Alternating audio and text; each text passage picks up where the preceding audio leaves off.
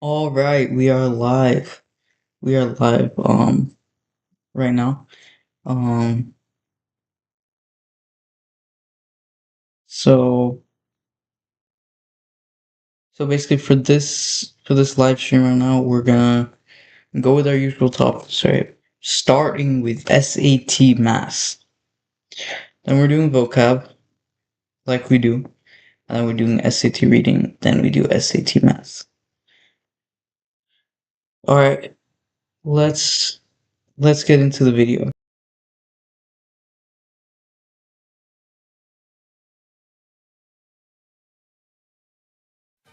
Level 1, you are in the absolute trenches of SAT math, but don't worry, there are 3 things that'll get you out.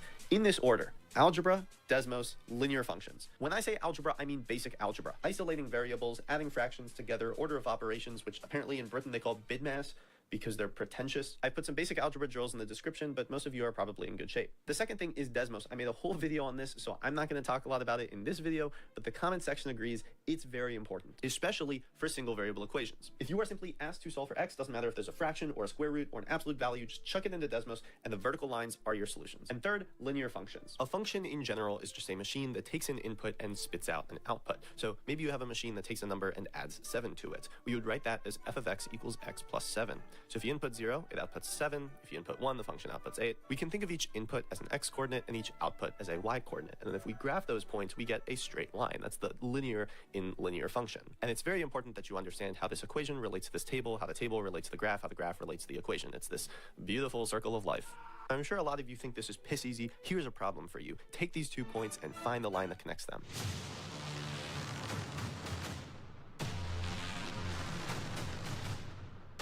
Okay, I'm kidding. This is a simple problem for most of you. You find the slope and then you find the y-intercept. To find the slope, you look at the rate of change. Basically, how much is the y changing for a given change in x? So our y goes up by 6, our x goes up by 3, therefore the slope is 2. The y-intercept, you take your equation, plug in the slope, plug in one of the points, in this case we're going to plug in 1, 5, and then solve for b. That's it. The equation of this line is y equals 2x plus 3.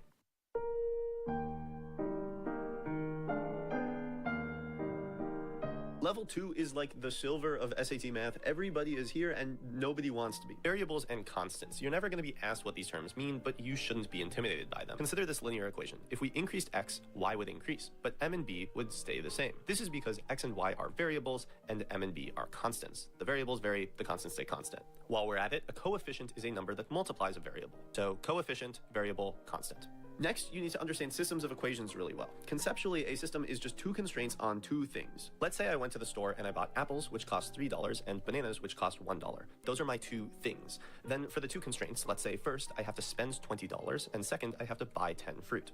Each thing can be represented by a variable, and each constraint can be represented by an equation. Getting this far is the hard part, the rest is pretty simple. A solution to a system of equations is just a combination of apples and bananas that satisfies these 2 constraints. And so if we put both of these equations into Desmos, the point of intersection is the solution. In this case, 5 apples and 5 bananas. So since solutions to systems are points of intersection, then 2 lines with no solution should be parallel, and 2 lines with infinite solutions should be the exact same line. Again, you want to think about these questions graphically, not algebraically. You should also know that if 2 lines are parallel, that means they have the same slope, and if 2 lines are perpendicular, that means they have negative reciprocal slopes. So like if this slope is 2, then the slope would be negative 1/2. Here's a problem to practice. Systems of inequalities are solved very similarly, and I talk about them in my Desmos video. You need to be comfortable translating English to math. So if you get the sentence x is half of 50, you should be able to translate that into x equals 1/2 times 50. Notice that is means equals and of means multiplication. This is just generally useful for word problems, but the SAT will also give you problems like this. Next, you need to memorize these 6 exponent rules. If any of these are confusing, like let's say the product rule is confusing, you can break it down into repeated multiplication. So let's say you have x squared times x to the third, that breaks down into 2x's times 3x's, which breaks down into 5x's, which is x to the fifth. So you add 2 plus 3 to get the final exponent 5. Now it's time for geometry. These 2 angles make up a right angle, so they sum to 90 degrees. These 2 angles make up a semicircle, so they sum to 180. These 2 angles make up a full circle, so they sum to 360. Any angles across from each other are the same. Angles on parallel lines from one another are the same. All the angles in a triangle add up to 180 degrees. All the angles in a quadrilateral add up to 360 degrees. You can think of it as 2 triangles stapled together. And generally speaking, if you have a shape with n angles, then it has 180 times n minus 2 interior angles. Okay, question for the audience. If you're given a triangle with 2 side lengths, how do you find the third? That's right, Pythagorean theorem. You should know this. Anytime you have a missing side length in the right triangle, use this formula. It comes up a lot. Also very important is sine, cosine, and tangent. Remember learning SOHCAHTOA in geometry? No? Well, figure it out. And then there are a couple of small things. You need to know that density equals mass divided by volume. You should know that an isosceles triangle has 2 common sides and an equilateral triangle has 3 common sides. You should know what perimeter, area, and volume are, but don't worry about memorizing their formulas. Perimeter is self-explanatory. You add up all the side lengths, and area and volume formulas are all on your formula sheet, so they're just plug and chug. Here's an example problem, which I solved using the sponsor of today's video, Acely. So the first thing I did was tell Acely, but I have no idea what a right circular cylinder is. I've never heard those words in my life. Then Acely broke it down for me, said it's like a can of soup, and here's the formula I need. So I asked Acely if that formula is on my formula sheet, and it said yes, because it is built for people taking the SAT. So I plug in my numbers, solve the equation, and get h equals 3, which Acely says is correct. Now, if I want more practice, I can come down here and get a similar question from Acely's team, or this is what really shocks me. I can just say, hey, create a problem like this, but for another shape, and boom, a problem that is 100% plausible to see on the SAT is instantly generated. Listen, I reject almost every company that tries to work with me. This is seriously impressive. It's essentially a private tutor, but for a fraction of the cost. If you want to try Acely for free, go to the link in my description and pin comment below, and use code SATMath10 for $10 off a monthly subscription. Finally, a bit of statistics. Mean is the sum of all the values in the dataset divided by the number of values in that dataset. And median is just the middle number. You can use Desmos to find mean and median, but typically these problems are more conceptual. For example, let's say we have data on the wealth of every single American. Which number would be larger, the mean wealth or the median wealth? The mean wealth is larger, in fact, by quite a bit. It's 5 times larger. Because when you calculate the median, Elon Musk counts just as much as the poorest person in the country, right? You cancel out the left, you cancel out the right. But when you're calculating mean, you have to sum everything, and so you're effectively weighting the mean by people's wealth. Elon Musk single-handedly adds $3,500 to the average wealth in the country, which is crazy. The mean is still useful, however. If we rearrange the original formula that we had, we can use the mean to figure out the sum. So if we take the average wealth per household and multiply it by the number of households, you get the total household wealth in the entire country, which is $139 trillion.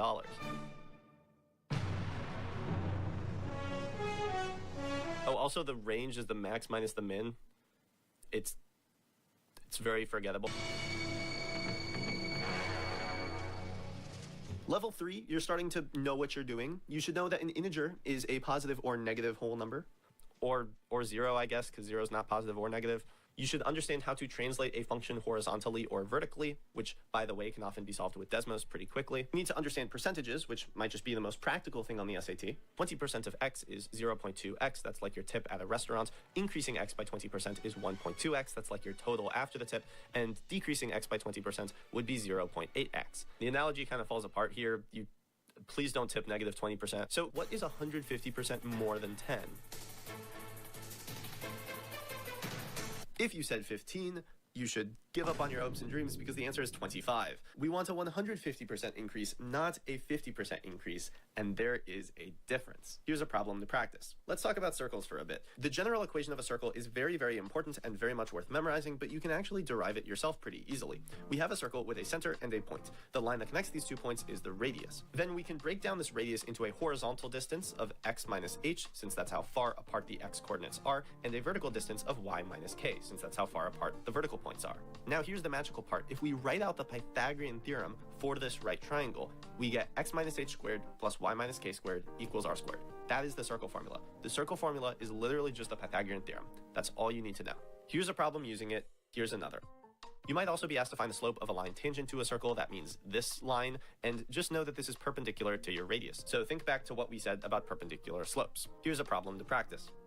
Arc length and sector area are also important, but don't try to solve them formulaically. Just think about what fraction of the circle the arc makes up. For example, if your circle has a circumference of 12 and you want to get the length of this arc, look at the central angle. In this case, it's 60 degrees, which is 1/6 of the entire circle. And so we would take 1/6 multiplied by the circumference, and that is your arc length x. Same thing with sector area, like this area in blue, you would just replace circumference with area and find a fraction of that number. Then there's the inscribed angle theorem. I I have absolutely no idea why this is tested, but basically this is an inscribed angle and it is 1/2 the measurement of this central angle. So if x were 40, then the central angle would be 80. Finally, you need to know how to convert between degrees and radians. I recommend memorizing that 180 degrees equals pi radians, and then just use the appropriate fraction depending on which way you're converting. Triangle time. Congruent triangles are copies of one another. Notice they both start with a C. This means they're literally the same triangle, whereas similar triangles are scaled up or down versions of one another. So like think of dragging the corners of the triangle to make it larger or smaller without actually stretching or compressing it. Since the two triangles are the same triangle, just scaled up or down, they have to have the same angles, they have to have proportional sides, and their trig ratios have to be the same. So question for you guys, are these two triangles similar? They definitely look similar, right? These sides are proportional, and these angles are the same, but because this is side-side angle similarity, they're actually not necessarily similar. Consider these two triangles that I found online. They share the same exact side length, the same exact other side length, and the same angle, and yet they're completely different triangles. And so in order to prove similarity, you can use angle, angle, side, side, side, side, angle, side, but not side, side, angle. And yes, the SAT tests this. Also tested by the SAT is conditional probability. Let's say we have data on men and women and whether they're above or under 6 feet. Me personally, I'm 6'1". And that's completely relevant to the problem. Let's say we're trying to find the probability of selecting a woman. That would just be 50%, right? There are 200 people in our data set, half of them are women, so there's a 1/2 probability of selecting a woman. But if we're trying to find the probability of selecting a woman, given that we're choosing someone over 6 foot, we're only selecting from this row. We're choosing people who are over 6 foot, and only 1 in 16 of them are going to be women. Here's a problem to practice.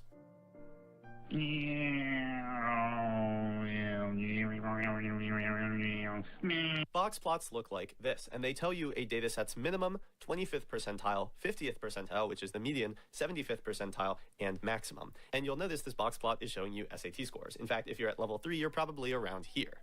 Scatter plots, you need to know how to interpret them and how to find the line of best fit. And you also need to know when a sample is biased. Let's say I'm trying to gather data on the birth rate in America. I can't just go to a playground and ask every adult, hey, how many kids do you have? Because my sample is obviously going to be biased. In fact, I'd be very concerned if it weren't. And this exact scenario was an SAT question. You want to be collecting a random sample that is representative of your population. And finally, you want to start looking at quadratics problems. You should already be comfortable factoring by this point. You should also know that to find solutions to a quadratic, you can just plug it into Desmos. Desmos also makes it easy to find the vertex. You just click on it. That's literally it.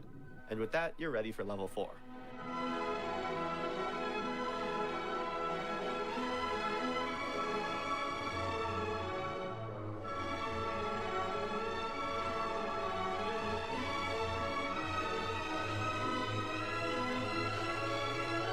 Welcome to hell. This is the standard form of a quadratic. A determines whether we're upward facing if it's positive or downward facing if it's negative, and C is the y-intercept. This is the vertex form of a quadratic. The A is the same A as in standard form, and the HK is the vertex. You can think of this as like a horizontal shift H and the vertical shift K from the origin. You need to memorize this formula.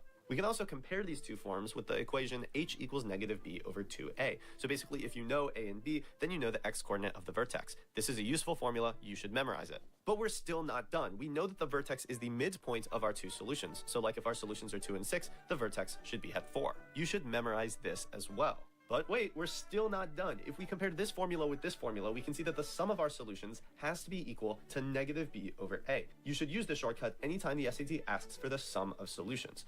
Okay, got everything? There's even more. There's also a shortcut for the product of your two solutions, and you can use it for problems like these. And you're probably thinking, oh, now he's going to say we're still not done, and you got to know the discriminant formula too. Joke's on you. You actually don't need to know the discriminant, at least not until level 5. If you get a problem asking about a quadratic intersecting a line, I recommend you solve it with Desmos, and I show you how to do that in my Desmos vid, so I'm not going to repeat myself. You also need to understand polynomial functions, kind of. It's a bit unclear what College Board expects you to know, but they've given a lot of weird polynomial problems like this one, where if you understand functions at a deep level, you'll be fine, but definitely worth practicing some of these. One thing that you probably should memorize is that the function goes through the x-axis for every solution with an odd power and bounces off the x-axis for every solution with an even power. exponential functions. Let's say you put $1,000 into a savings account and it grows by 4% each year. So you start off with $1,000, then you have 1,000 times 1.04, then you have 1,000 times 1.04 times 1.04, and so on. Since we're just doing repeated multiplication over and over again, we can express the amount of money we have with an exponent. So the exponential function would be 1,000 times 1.04 to the t. You should be comfortable constructing exponential functions in the same way that I just did right now. You should also think about what happens if we shift the exponent or if we scale the exponent, how that changes the interpretation of the problem. Here's a problem to practice, here's a second one, and here's a third one. You should also try out some hard algebra problems like this one, and those stupid real number problems that I absolutely despise. What I recommend for these is just plug in r equals 0 into all the answer choices, and if that doesn't give you a concrete answer, then try r equals 1. Shifting gears to geometry, consider this right triangle. The sine of A is 3 over 5, the cosine of C is also 3 over 5. The cosine of A is 4 over 5, and the sine of C is also 4 over 5. So notice a pattern. The sine of one angle is the cosine of its complementary angle. The SAT loves this formula, so definitely do memorize it, and they love to test it in weird ways, like this problem right here. Now consider the square. It's 1 foot by 1 foot. So what is the area of the square in square feet? If you answered 1 square foot, you're correct. That was an easy problem. But what is the area in square inches?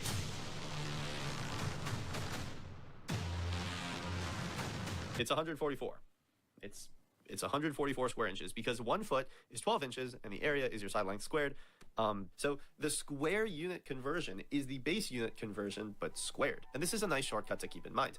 This also applies to scaling up units. If we double the side lengths of a square, we 4x the area. And I'm not drawing a visual for this because I don't want to, but if you double the side lengths of a cube, you 8x the volume, because the formula for volume of a cube is your side length cubed, and 2 cubed is 8. Here's an example problem applying this idea to cylinders. You should also be comfortable with surface area, but do not memorize any formulas. College Board loves to give these weird scenarios like 2 boxes glued together, and there's no formula to memorize for that. You just need to understand how to set up the equation yourself. Finally, before you get to level 5, you want to be more comfortable with statistics. You want to be a master at reading frequency tables because College Board loves to use these, and notice that if a data set is symmetric, that means the mean equals the median. If it doesn't make sense why, just take a minute and think about it. You also need to know standard deviation. You'll never need to solve for it, but you need to know what it measures, which is the spread of the data. So if data is closer together, like in dataset A, the spread is lower, and so the standard deviation is lower. Versus in dataset B, the data is more spread out, and so we would say it has a higher standard deviation.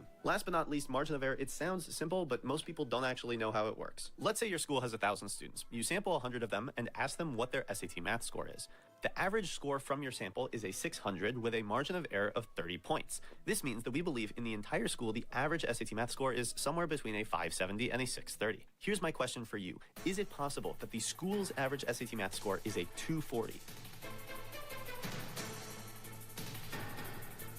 The answer is yeah, it actually is possible. Imagine if we got really unlucky with our sample and happened to pick the 100 best students and everyone else is stupid and got a 200. In this case, our average among all 1,000 students is a 240. So then why is our margin of error only 30 points? Well, margin of error just reflects some level of confidence. So maybe we're 95% confident that the average score is between 570 and 630. Or maybe we're 90% confident or 99% confident. It's technically up to the statistician, but this is too much to worry about for the SAT. All you need to know is that a 240 and any other value outside the margin of error is possible, but not plausible. Those are the terms that the SAT uses. And one last thing, if we want to reduce the margin of error, we just have to take a larger sample. And just like that, we're at level 5. Finally, after all this time, hours of studying, sleepless nights, hundreds of practice questions, you have now become an average student in China. But don't worry, there's not a lot that you have to learn before you're at a perfect score. First thing is the altitude of a triangle, which is this dotted line that goes from the right angle to the hypotenuse. It is perpendicular to the hypotenuse. It is not necessarily the midpoint, but it is always perpendicular to the hypotenuse. The altitude splits the big triangle into 2 smaller triangles, this one, and the important thing is that all 3 of these triangles are similar, which means these angles are the same, these angles are the same, and a bunch of sides are proportional to each other. To show you how the sides relate to each other, let's draw this top triangle such that it is proportional to ABC, the big triangle. First, we want to put angle D in the bottom left because it's the right angle. Then we're going to put angle A on top because that is the same angle in the same position as in ABC. And then the remaining angle is B. And note that this is not the right angle B, this is like the red angle B, the acute angle. So we would say triangle ABC is similar to ADB, and once you set this up on paper, then you can solve it like a normal similar triangles problem. Here's a problem to practice. Then there are these problems where you're given a quadratic and mystery integer constant factors, and you have to figure out what answer choice has to be an integer. For these problems, there's no easy way to do this. You have to set up all the equations comparing each of your factors to the ABC terms. Then you kind of just have to think about them. So kj equals negative 45, which means j equals negative 45 over k, which means negative j equals 45 over k. And since j is an integer, that means negative j is an integer, which means 45 over k is an integer, which means the answer is D. Here's a similar problem to practice, and here's a different problem, but sort of the same spirit.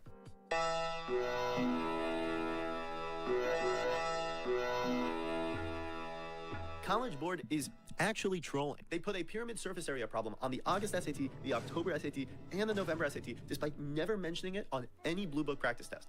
I cannot tell you why they like pyramids now, but they do for some reason. Now you might think this is simple. The surface area of a square right pyramid is just the square base plus the 4 triangular sides, which all have the same area. And yes, that part is easy. What makes these problems difficult is that they often involve the height of the pyramid, which is not the same as the height of each triangle. That's called the slant height. So what you can do is make a right triangle where the height is the pyramid height, the base is the ground, and the hypotenuse is the slant height. And you can use this right triangle to try out the August question, the October question, and the November question for yourself. The other way College Board can be evil is by putting a bunch of constants in the problem. And this is evil because oftentimes it prevents you from being able to use Desmos. So if you're going for a perfect score, you need to know how to solve every single problem by hand. This means memorize the quadratic formula, memorize the discriminant of a quadratic and how to use it for problems like these, and know how to complete the square for circle problems. There are also a few things that are nice to know, like the slope of a line in standard form is negative a over b. The arc length can be found by multiplying your radius by the central angle in radians. 3, 4, 5 triangles and 5, 12, 13 triangles are pretty common. And the triangle inequality theorem, which states that the sum of 2 sides of a triangle must be greater than the third side.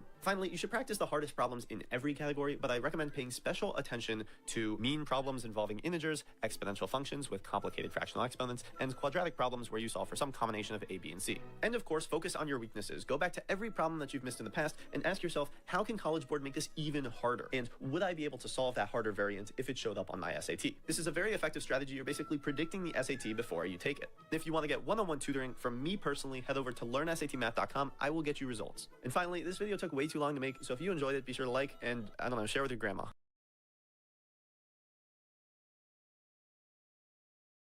Nothing in life is certain, except death and the, Desmos calculator on the SAT. This calculator is actually a godsend, but most people don't know how to use it, including Khan Academy themselves, which still tells you to solve every single problem by hand.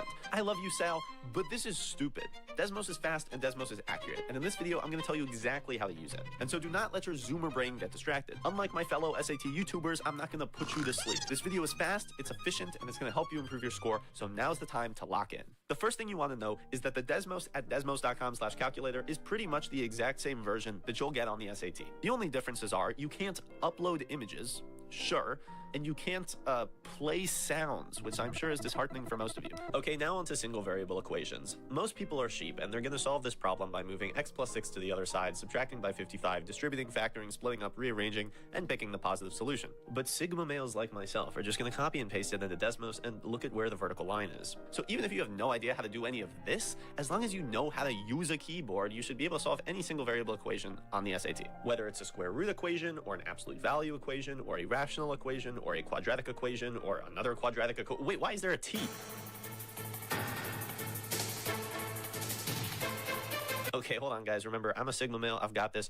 This question is asking for when there are no real solutions. So I can just replace T with all of the possible answer choices and then see which graph doesn't show any solutions. And that's the correct answer. I know, guys. I know. Hold your applause. Systems of equations. You're never going to guess what you do for these.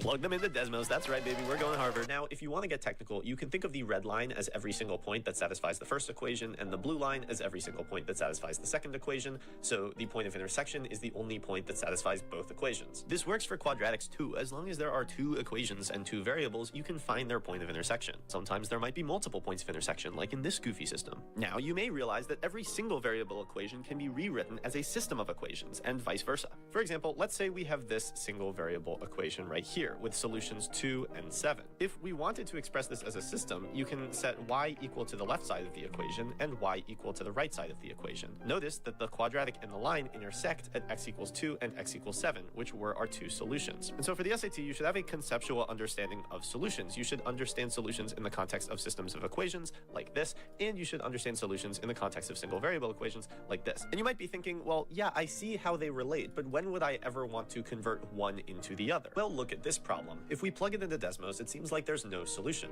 right? This is just like that one problem from 2 minutes ago with the constant. But if you split this up into a system of equations, you'll see that these are actually just the same line. And a line intersects itself an infinite number of times. Therefore, there are actually infinite solutions, not no solutions. So be warned when doing what I did 2 minutes ago, because no solutions and infinite solutions of a single variable equation look the exact same. Okay, side tangent that has literally nothing to do with the SAT math. I bought this green t-shirt off Amazon to try to use as a green screen, but my editing software doesn't like it, so it's just this comically bad green screen. But at least I only bought one t-shirt, am I right? Like, it could have been worse. Just like systems of equations, you can solve systems of inequalities just by plugging them straight into Desmos. Desmos will shade the regions that satisfy each inequality. So for a problem like this, where you're trying to find a solution, you don't need to look for the point of intersection, but rather any point where the red and blue regions overlap. In that case, this would be 14, 0. Now, the SAT might ask questions that give you an inequality in context. So in this scenario, we're buying apples and bananas, but we have a price constraint and a quantity constraint. And price and quantity constraints are a very common problem type you'll see on the SAT. And this question is not just asking what is a valid point for this inequality, it's specifically asking for the maximum number of bananas. So the way we would do this is first we'd want to graph our inequality. We can't use a's and b's because Desmos thinks those are constants, so we have to use x's and y's. So you can think of every single x coordinate as the number of apples we're buying and the y coordinate as the number of bananas we're buying. So for example, this point right here means we're buying 4 apples and 2 bananas. And you can think of the green region as every combination within our budget and the black region as every combination where we're buying at least 6 fruits. And we're interested in the overlapping region where we're simultaneously staying within our budget but also buying enough fruit. And we're trying to find the most amount of bananas we can get while being within this overlapping region. In this case, bananas are y, so we want to take the greatest y within our region, which is going to be 10. And you might be thinking, well, aren't there a lot of numbers greater than 10? Like, we're still in the shaded region when we're at y equals 12 or y equals 14 or y equals 16. But look at what happens to x. Our x has to be negative for us to buy more than 10 bananas. That means we're buying negative 3 apples to pay for our 16 bananas. You can't do that. You can't just walk into the store and be like, I'll take negative 3 apples, please, to finance the rest of your purchase. So just because the graph seems to indicate something doesn't mean that you can ignore the context of the original problem. But students do this all the time. The question will ask for a positive solution and they'll pick the negative one. The question will ask for y and they'll pick x. Don't get lost in the sauce and remember what you're actually solving for. This is just general SAT advice. By this point in the video, if you are not already sold on how fast and easy Desmos is, let me prove it to you. I'm going to show you how many problems can be solved in just 1 minute using Desmos while I talk about today's sponsor, Brilliant. Brilliant is a brilliant way to get better at the SAT math. See what I did there? Because their courses prioritize actual problem solving rather than memorization. Way too many students think that they can just memorize a bunch of formulas and then they're ready for the SAT. But that's not how it works. You need to A, understand things conceptually, and B, solve a bunch of problems. And this is Brilliant's entire philosophy towards learning. You learn concepts through first principles with lessons that prioritize actual problem solving. Their measurement course in particular is a really great introduction to all the important geometry concepts you need for the SAT. And unlike most test prep, this is really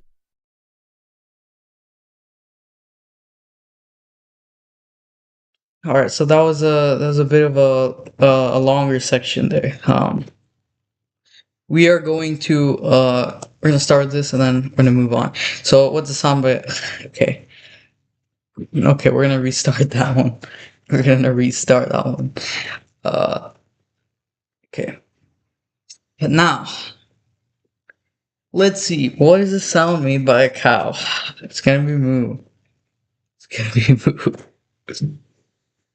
Ah. He walked across the bridge, saw the river below. Synonym kind is gonna be nice. Synonym inscrutable. Inscrutable is probably unfathomable. It's gonna be unfathomable. Synonym of vex. Synonym of, what does to vex mean? I mean, I think kind of annoying. It's too annoying. What word is an adjective? Tall is an adjective. Quickly is an adverb. The rest are nouns, I believe. Convoluted is complex, right? Okay, idiosyncratic.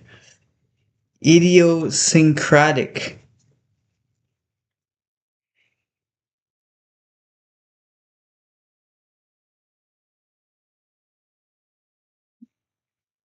Similar views, I guess. Ordinary. Unique. Ooh, okay, unique. The meeting ended in acrimony. In acrimony. What does acrimony mean, right? Could mean bitterness, it could mean peace, could mean celebration, could mean agreement, right? Oh, okay. Synonym of victory is going to be uh antonym of victory is going to be defeat. G blankers it says contributes.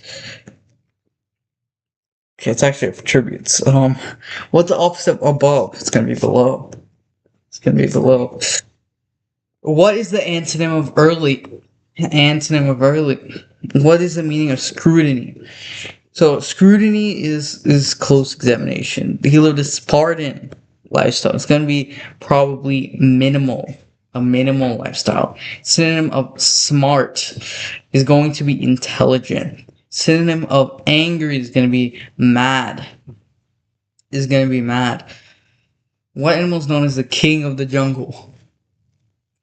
The lion is known as the king of the jungle. Um, Synonym of obsequious. Obsequious. I don't know how to pronounce.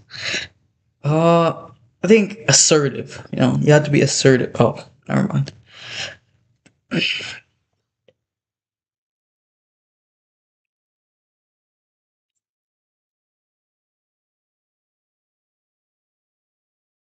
Ubiquitous means present everywhere.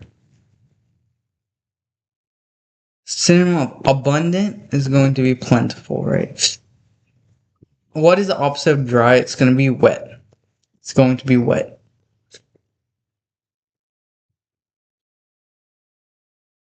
Capricious. Capricious means whimsical.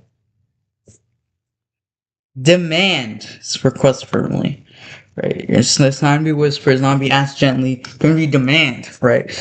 What is the opposite of love? It's going to be hate. It's going to be hate. We see our result. It's actually better. It's actually better than the other days. We got a 20. Oh, never mind. It's just 21 and 25. Okay. It's normal. Okay. Without definite shape or type. Without definite shape or type. The effort was doomed. Was doomed from the start. Okay. Great.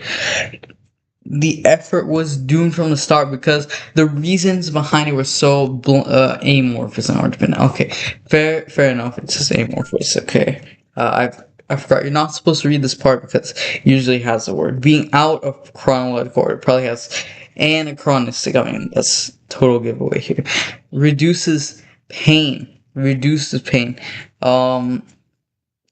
Antipyretic. Pyros is like fire, so it's not gonna be antipyretic. Acerbic is gonna be bitter. Okay. Similar to, so that an analogy can be drawn. It's gonna be analogous, right? Wants to eliminate all government. So anarchy is where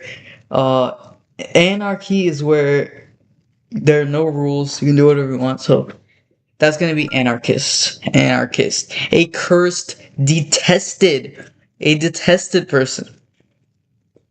A detested person. Torpid.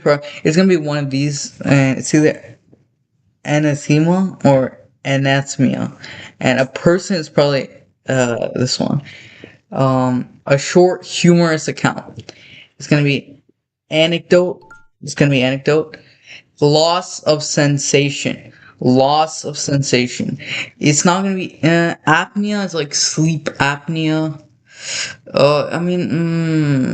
not gonna be apnea. Loss of sensation. Oh, wait, when they give anesthesia, right? Anesthesia. That's when they kind of just don't feel stuff. So it's gonna be anesthesia. Anesthesia. I don't know. Similar to that. Extreme sadness, torment. Torment is going to be anguish, right? Anguish. Lively. When you're lively, you're animated. You're animated. And to incorporate territory or space, you're annexing a territory, right? To make void or invalid, you're annulling it. You're annulling it. Something that does not fit into a normal order is going to be anomaly.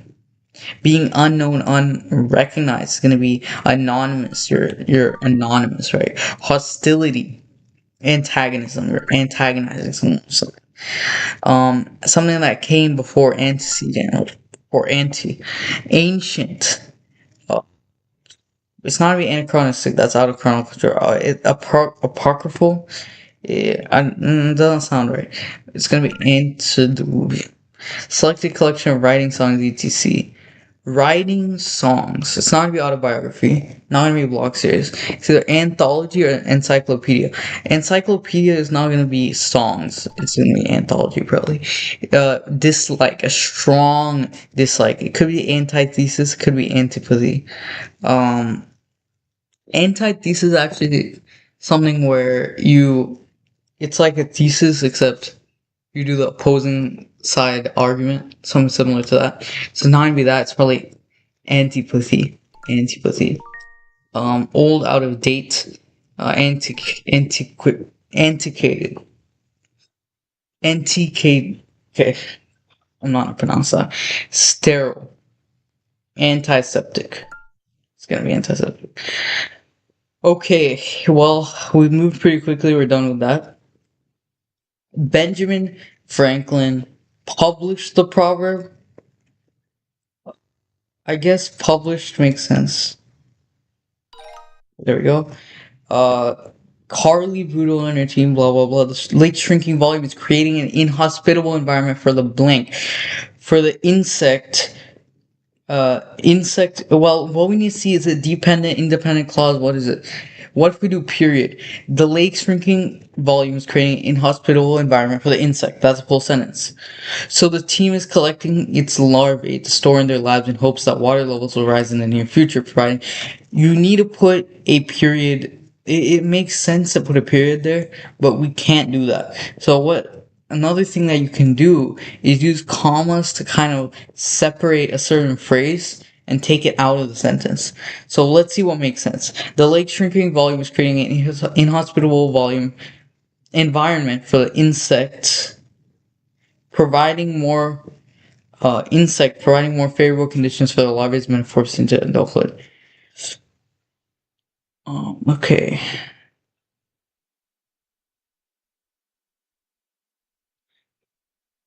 So is a fanboy. And fanboys are the only ones that can sort of like join sentences together. For and but nor and yet so something like that. I don't exactly remember the thing. So it's gonna be this, right? So it's the only one that can combine two different independent clauses. What choice logically completes the text? The style of acting in Guy Blanchet's films was therefore blank. We need to come to a conclusion based on this. So if we see Alice Guy Blanchet directed hundreds of films between this period. She wanted audience to feel like they were watching real people on a screen. She would encourage actors to behave naturally. She even hung a large sign, "Be Natural," where she made her films. They lacked sound, so actors needed to rely solely on their bodies and facial expressions to convey emotions. As a result, actors tended to highly exaggerate their actions and expressions. The style of acting was therefore blank. So they wanted the audience to feel like they were watching real people. So that means the normal, it was not normal. It was unusual for the period, right? It's not copied by the peers. It's not better than film acting today. It's not necessarily familiar to actors who worked on other directors' films. It was very unusual for the period. How did the author of text 2 respond to the underlying claim in text 1? So let's have a brief overview, right? In the city of Bologna, the first artist to depict themselves painting was named Annibal Carracci. Annibale Carracci. The city of Bologna. Right. First artist to depict themselves painting was that person. Okay. If that was the first person to depict themselves painting, okay. Versus text two, let's see. Avoid referring to the act of painting until the mid 1600s. However, let me know sometimes. 1577, earliest example of such a work by an artist from Bologna. Although the artist depicted one can spot a painting easily. How the author takes to respond to on their client claim. Yeah, I guess the keyboard is before. Uh,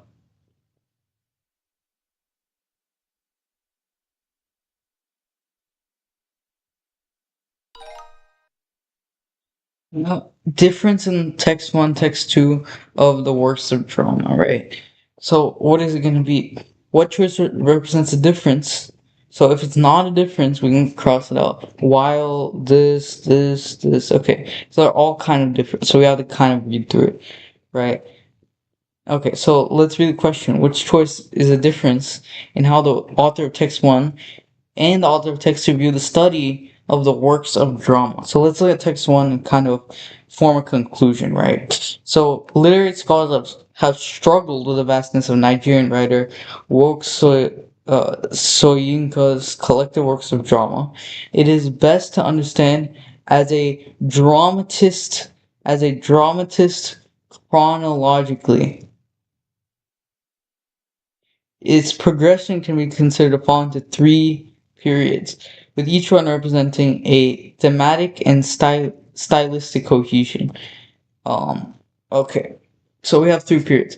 Versus this, it's tempting to impose a linear sense of order. So it's saying is addressing what this author is saying. However, critics who have considered the plays to fit neatly into three phases overlook potential commonalities that span across these phases. Additionally, this view may discount significant differences of plays written around the same time.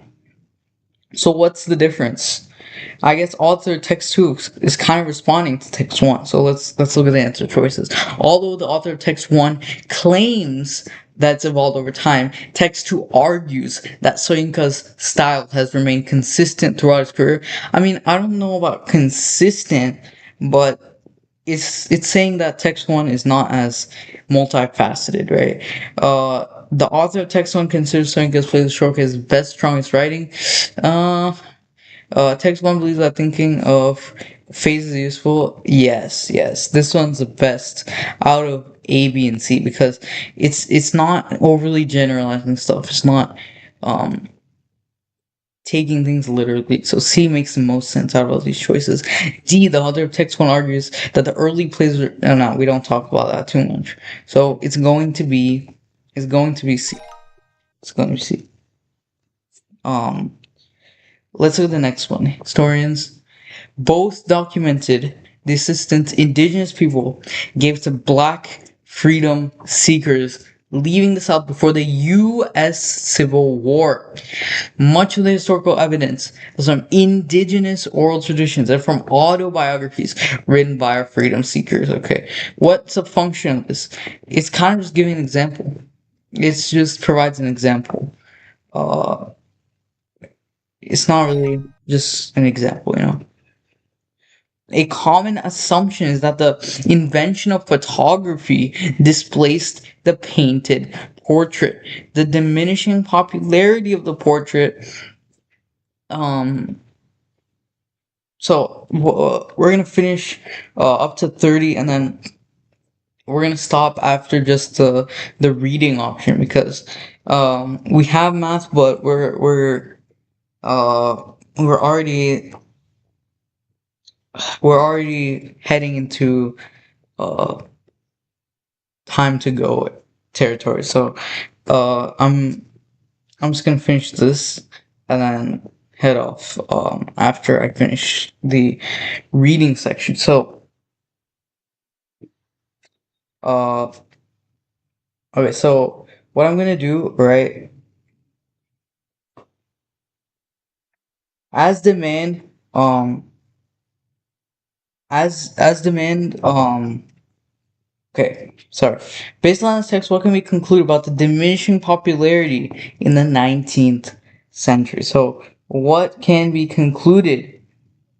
What can be concluded, right, as the number one about the diminishing popularity in the 19th century? So, okay, so a common assumption is that the invention completely displaced a painted portrait. The diminishing popularity, which coincided with the rise of photography, seems to support the claim. However, photography's impact on the portrait miniature may have been overstated. Although they show a decrease in the number of both full-size and miniature portraits submitted, this trend was established before the invention of photography. What can be concluded about the diminishing popularity in the 19th century? Let's see these options. As demand for portrait miniatures decreased, they shifted their creative focus to photography. It makes sense. That's a reasonable conclusion, but you're kind of jumping the you're kind of skipping points here. You're saying as demand for it decreased, they likely shifted their focus to photography. That would kind of insinuate that photography is replacing this, right? So this kind of makes sense. Well, this is like a reasonable option. It's reasonable. Although portrait miniatures again list the widely. No. Uh, yeah, this is the most cohesive argument I've ever seen. Factors other than the rise of photography may be directly responsible for the decline. Factors other than it may be directly responsible. Which choice completes the text so it conforms to standard English? So we have one of these here. What do we know about that? We need one of these. It's just you need a starting one, you need an ending one, right? Um, what quotation illustrates the claim? The claim is it is a circle play is mourning for her dead father and her long absent brothers, aware of the intensity of grief, believes it to be justified. Her grief is intense, but she knows it's justified. So I know my passion, it escapes me not, but seeing that the causes are so dire will never curb these friendly pens. So this just by looking at it, I can tell that that's exactly what the question is saying. What uses data to complete the statement? When magma moves underneath a volcano, it causes when magma moves underneath a volcano, when magma moves underneath the volcano, causes the surface of the volcano to change. Calculate the amount of deformation for 5 volcanoes. Although Sierra Negra experiences a lot of deformation. Its deformation rate was slower than that of blank. So, although Sierra experienced a lot of deformation, its rate was slower than that of what? Pacaya. So this is just basic reading. It's basic reading. Everyone in psychiatric circles, everyone agrees, right? When you have a lot of filler words, you need to go back to what you're referring to. Everyone agrees that daily exercise can enhance mental. All right, all right, all right. We're done with our reading, and could go on, but we're gonna stop it there. All right, thank you for listening. Uh, got no views so far, but yeah, thanks for listening. If you see this.